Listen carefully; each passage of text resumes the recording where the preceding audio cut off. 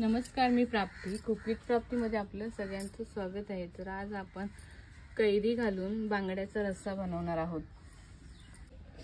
तर इथे मच्छी बांगडे आहेत, ते साफ करून धुवून घेतलेले आहेत. आता आपण मसाला काढूया. पहिल्यांदा आपण साहित्य बघून घेऊया काय काय लागणार आहे ते. इथे खोबरा घेतलाय ओला, तुम्ही सुका घेतला तरी चालेल.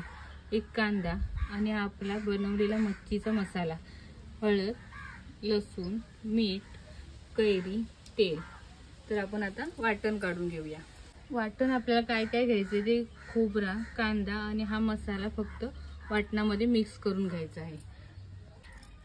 तर हा आपण कोकणी मसाला बनवलेला आहे, कच्चा न भाजता, मच्छीसाठी स्पेशल.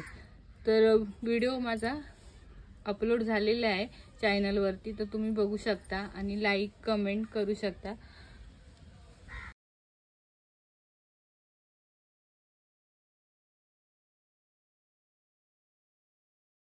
तर इथे कैरीची साल काढून कैरी कापून घेतलेली आहे.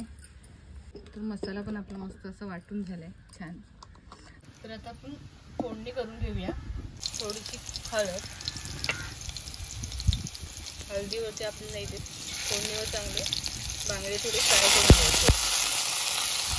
म्हणजे त्यांचा वास असतो तो निघून जातो आणि चवीला रस्सा चांगला लागतो.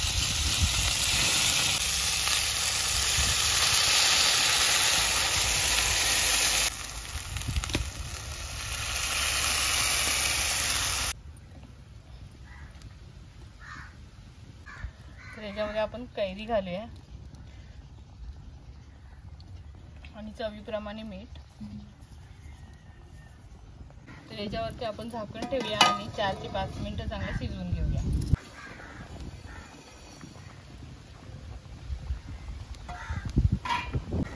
मच्छीच्या रस्स्याला मस्त असा कलर आलेला आहे. आता हे झालंय, आता आपण उतरून घेऊया.